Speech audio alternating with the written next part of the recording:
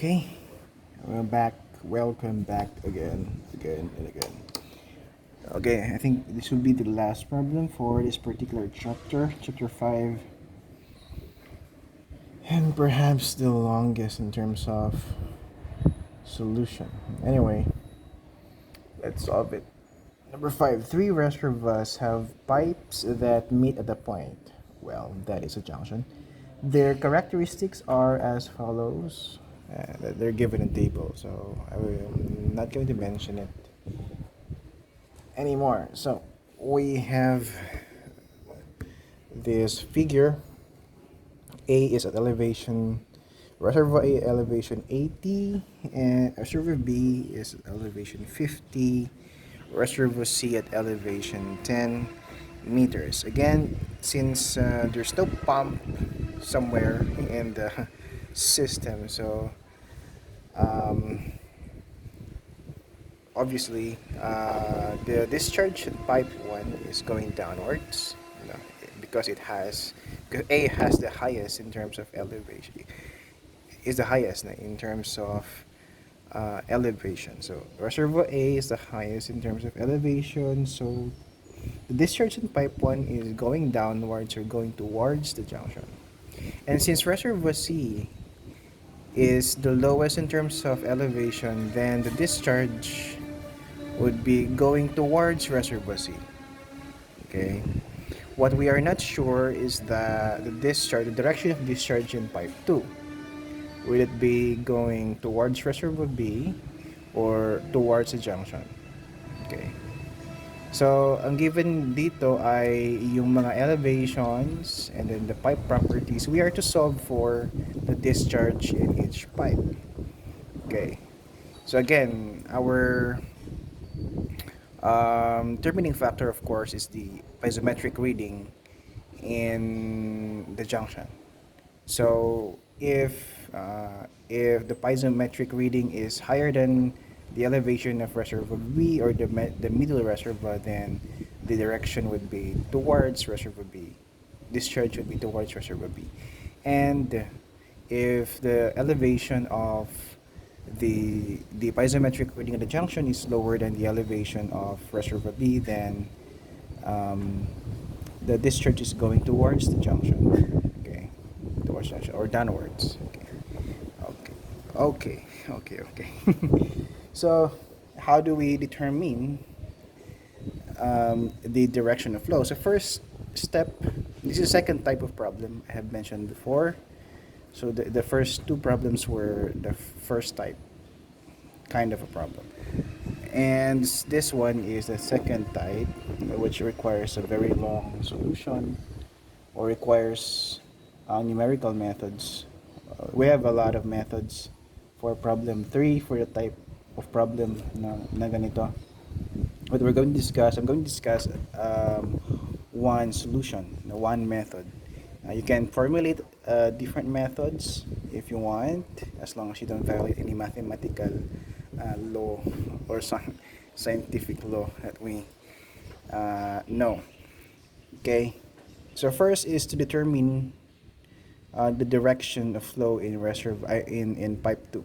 Is it upwards or downwards? And with that, we're going to close natin yung pipe 2. So, wag muna yan, close natin yan. That means that the piezometric reading. So, kapag close yan, walang head loss sa pipe 2. Kasi wala naman nagfo-flow na tubig. So, walang head loss yan, which means that HF2 is 0. That means that the piezometric reading here ay magkaparehas lang siya dito sa elevation ng reservoir B. Since HF2 is 0, when HF2 is equal to 0, that means the elevation of the piezometric reading is equal to the elevation of the middle reservoir. Okay? That's equal to the elevation of the middle reservoir. So, how do we know then? How do we know the direction of flow in pipe 2? Okay, so how do we know then? So this is the concept is that we're going to compare the discharge of pipe 1 and discharge of pipe 3. So since close ito, one direction. So pang ganyan lang siya, yung flow niya. We can solve for the initially the head loss in pipe 1. If magka-level lang ito, yan. So the head loss in pipe 1 then is just the difference in elevation between the reservoir A and reservoir B, and also the head loss in pipe 3 is just the difference in elevation between reservoir B and reservoir C. No, since magkapantay lang naman yan. Okay, but that's not the case. That's not true. But we're just going to do this to check the direction of flow in pipe 2. We are doing this to check the direction of discharge in pipe 2. So HF1 then, so if that is the case, we will be able to determine the discharge in pipe 1. If we can solve for HF1, which we can, of course, kung magka-level lang yan, we can solve for the discharge in pipe 1. And ganun din sa pipe 3, you know.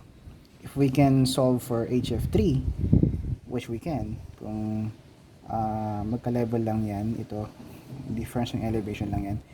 So, we can solve for Q3. So, we can solve for Q1 and Q3. Now, how do we know the direction of Q2? We just compare Q1 and Q3. To-compare lang natin yung Q1 and Q3. We're just going to compare Q1 and Q3 here. So if Q1 is greater than Q3, pag na-solve natin na mas malaki pala ang Q1 and compared to Q3, when pipe 2 is closed, that means, what does that mean? It means Q2 is going towards reservoir B. Okay?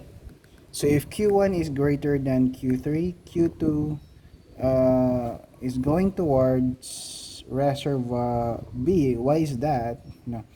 So, syempre, with pipe 2 closed, mas maliit yung discharge ng pipe 3, mas maliit siya compared sa Q1. That means merong excess yung Q1. So, ito lang yung kaya ng pipe 3. Okay? So, ibig sabihin, yung excess nito would be going towards reservoir B. Okay? That's the concept. Now, if Q1 is less than Q3, ibig sabihin mas malaki yung Q3 compared to Q1, then Q2 is going towards the junction. So that means downwards in Q2. So ibig sabihin, Q3 is larger than Q1. Kailangan pa niya ng isang, so hindi enough yung Q1 to supply the discharge dun sa papunta sa reservoir C. So saan kuha ng ibang source? Syempre, yung reservoir B. No. So if Q3 is larger than Q1, then we need another source to satisfy the discharge required for pipe 3. So that would be coming from reservoir B. So downwards yung flow, or the flow is towards the junction. So that's the concept of this. So we're going to do that exactly. Okay. So ito na yung figure natin. Oops. Okay. Okay, so this would be the figure if we do that. No, exactly. So what we do not know is the direction of the discharge in pipe 2. Okay, so we're going to close pipe 2. That means magka-level itong piezometric reading and then the elevation of reservoir B. So if that is the case, we can easily solve for HF1 and HF2 and later on solve for Q1 and Q3. Okay? So let's solve for Q1 now. So HF1, ayan lang, solve natin yung HF1. So we're just doing this to identify the direction of flow at pipe 2. Ano? This is not exactly the solution pa. Test lang natin to identify the direction of flow sa may pipe 2. So HF1 is just a difference in elevation between reservoir A and reservoir B. That is 80 meters minus 50 meters. That would give us 30 meters. And HF3, difference in elevation between reservoir B and reservoir C, that is 50 meters minus 10 meters, and that is 40 meters. And then we equate this, we use this to solve for the discharge in pipes 1 and 3. So using Darcy-Weisbach formula, we have 30 meters is equal to 0.0826 F, and this 0.02 L is 1,800 Q1 squared all over D1 is 0.4 raised to 5. So the Q1 is equal to, what is Q1? 0.32 cubic meters per second. Okay, and then we solve for Q3. So that is, we have 14 meters. That's equal to 0.0826 F. F is 0.03. L is 4,000. Q3 squared all over D3 is 0.8 raised to 5. So we have Q3 is equal to 1.15 cubic meters per second. Now we compare the two discharges. Compare natin which one is larger, which one is smaller. So Q3 is greater than Q1, which means that, what does that mean? The discharge in pipe 2 is going towards the junction. So discharge in pipe 2 is going towards the junction. So our equation of flow then is equal to Q3, or Q3 is equal to Q1 plus Q2. Okay, so this would be our working equation now for discharge. So ginawa natin yun to identify the direction of flow in pipe 2. Okay, so next would be after we identify the direction of flow, we can now solve for the discharges in each pipe. Okay, so let's try to establish yung mga equations muna natin. Ano yung equations natin?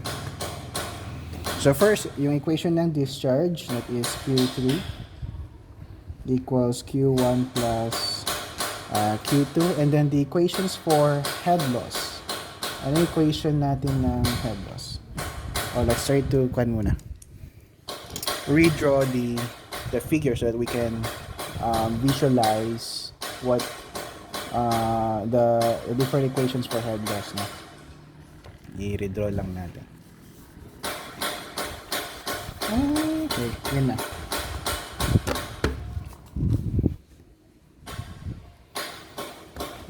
Okay.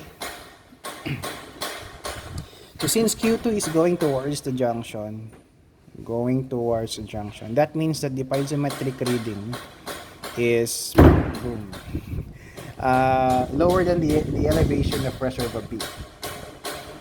So we know that the piezometric reading or piezometric elevation is lower than the elevation of reservoir B. Okay, so that Q3 is equal to Q1 plus Q2. And since we do not know yet the exact elevation of the piezometric reading, we can establish some equations to solve for the different head losses. Okay, so HF1 is equal to, so HF1, let's try to examine.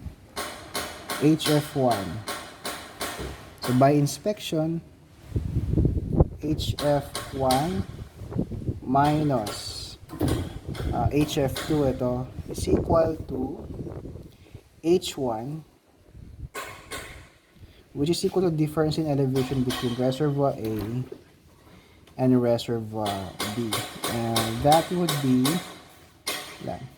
30 meters. Okay, next. So by inspection ulit, we know that HF1 plus HF3 here. So HF1 plus HF3 is equal to H2. Okay. H2. That is a difference in elevation between reservoir A and reservoir C. And that is equivalent to, so 80 minus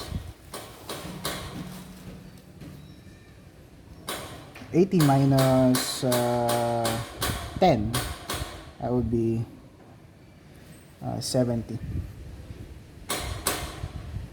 meters. Next is, what else? HF2 plus HF3 is equal to H3. Ito.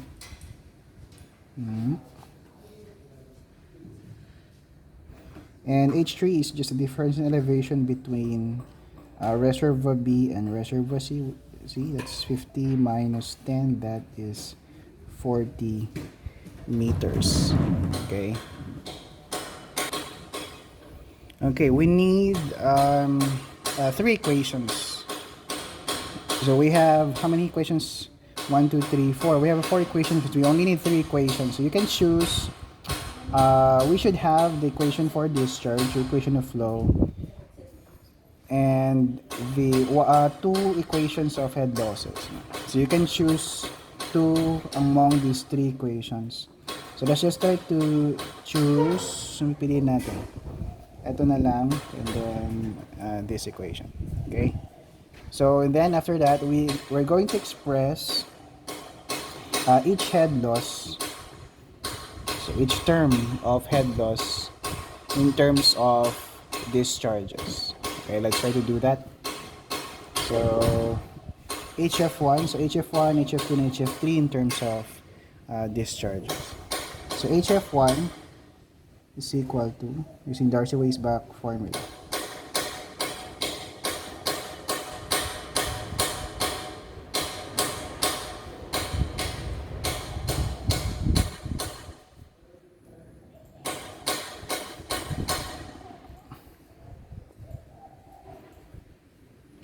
so HF1 is 290.39 Q1 squared. And then HF2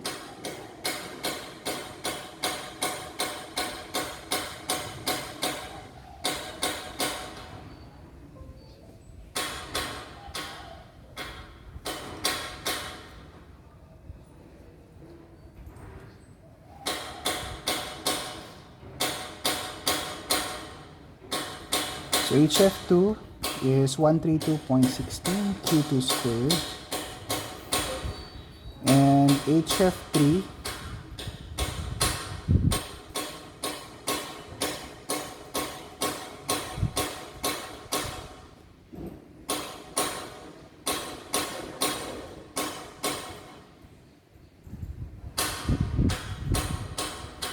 So HF3 is 30.25 Q3 squared. So we're going to substitute these terms dito sa equation natin for head losses. Okay? So, ano nga gawin natin? Let's say this is equation 1, equation 2, then equation 3. So, yan. Okay, let's continue. So the idea here is that we are going to choose 3 equations out of those 4 equations that we have formulated a while ago. And then we're going to formulate a quadratic equation. There are other methods to solve this, but we're just going to use or discuss one method. Okay? So quadratic equation, and from that equation we're going to solve for the discharges. So let's try to combine equations 1 and 3. Equations 1 and 3. I have it.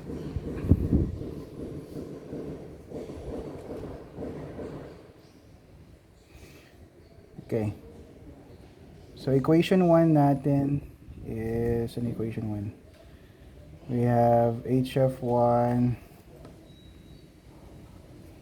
minus HF2 equals 30. And the equation 3 natin is the equation of flow or discharge.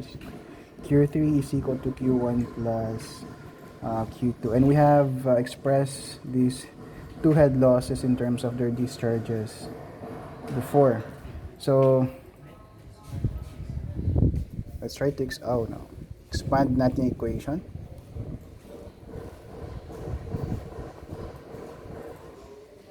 So we have 290. So HF1 in terms of Q is we have 290.39 Q1 squared minus HF2 in terms of Q2 is 132.16 Q2 squared. That should be equal to 30.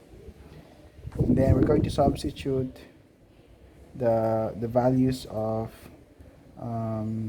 Q1 and Q2 from the equation of discharge. So, i-substitute natin yung, let's say, Q2 dito sa equation natin. Okay? So, from the equation of discharge, we have Q2 is equal to Q3 minus Q1. So combining both equations, we have 290.39 Q1 squared minus 132.16 times Q2 squared. Q2 is Q3 minus Q1 squared equals 30. And expand natin tong term na to. Okay. So we have 290. So you have 132.16 times we have so Q3 squared minus 2Q3 Q1 plus Q1 squared. That is equal to 30. 30 meters. Okay, then distribute natin to. So we have 290.39 Q1 squared minus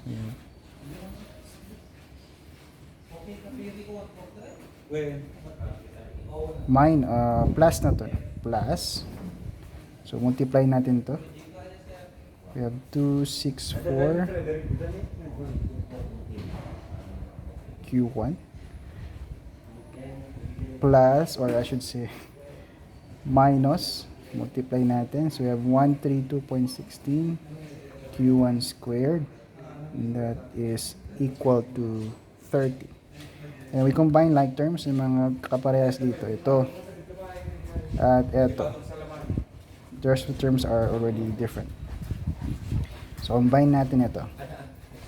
So we're left with 158.23 Q1 squared plus, so pag subtract lang natin dalawang terms.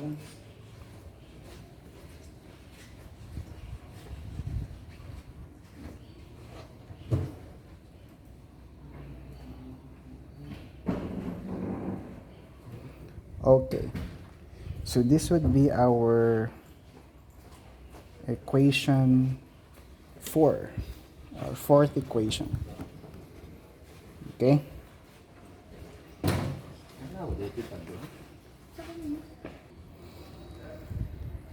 Okay, so equation 4 is a quadratic equation.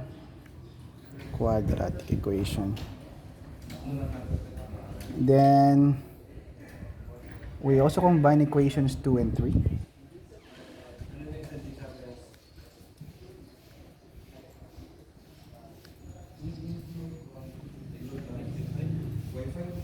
So equation 2 kanina, ano yung equation 2? That is HF2 plus HF3 equals 40. And we have expressed HF2 and HF3 in terms of discharges. Okay. So HF2 is equal to 132.16 Q2 squared plus HF3, that's 30.25 Q3 squared, that is equal to 40. And then kanina Q2 is equal to Q3 minus Q1. Again, we substitute this value of Q2 ito sa equation natin, equation 2. So we have 132.16 times we have Q3 minus Q1 squared plus 30.25 Q3 squared equals 40. Expand ulit natin.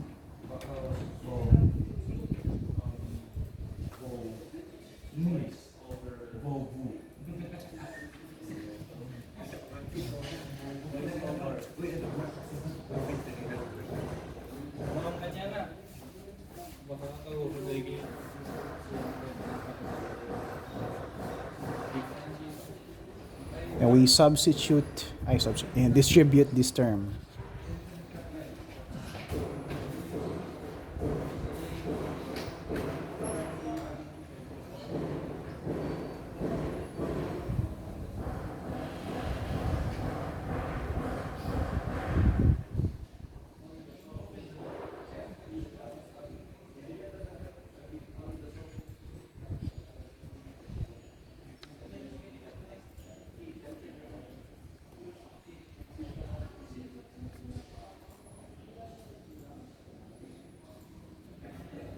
Ayan. 30 ba yun? Hindi, 40 dapat yun. Nagkamali pa ako. Okay, 40.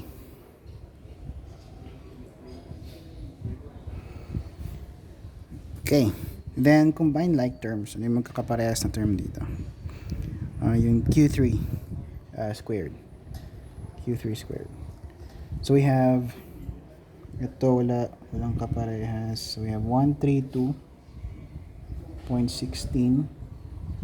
Q1 squared minus 264.32 Q3 Q1 plus 162.41 Q3 squared. That is equal to 40 meters. So this would be our fifth equation. Okay, fifth equation natin. Okay. Next, we solve for we're going to combine equations 4 and 5. Equations 4 and 5. So, yung both equations should contain yung dalawa, Q1 and Q3. So we're going to express later on either Q1 or Q3 in terms of the other discharge. Okay? So pwede rin naman na from the equation of discharge, you can substitute, putting Q1 ito, substitute mo dito sa mga equation for head losses. And you'll have an equation for Q1 and Q3. Okay, you can also go to that direction. Okay, you may try that na lang. Next is to combine equations 4 and 5 and formulate a quadratic equation. Right. So let's try to rewrite muna yung dalawang equations natin. So let's start with equation 4.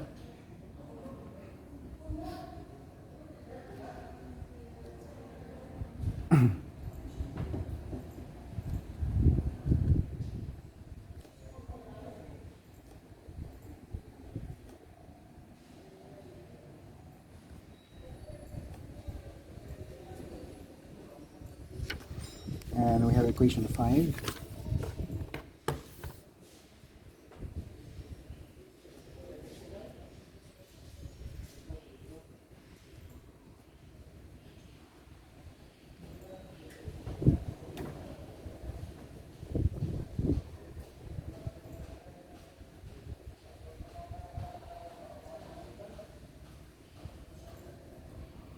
Okay.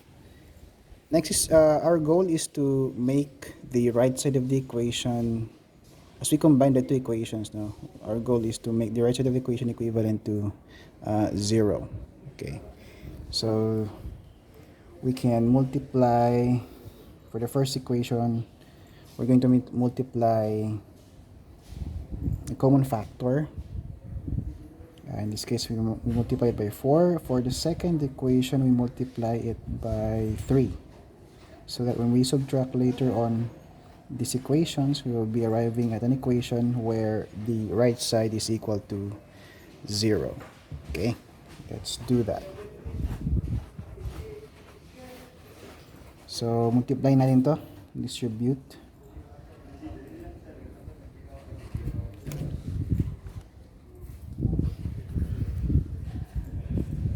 So upon multiplying, we will be arriving with this equation. So 623.92.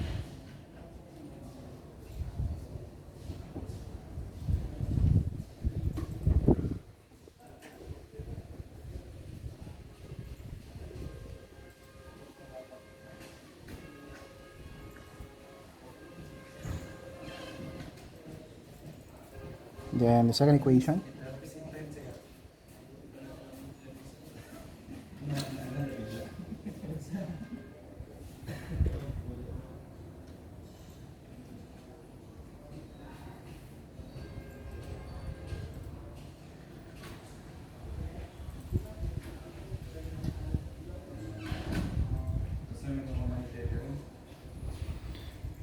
Okay. And then we subtract both equations. Subtract tayo. And then combine yung dalawang equations.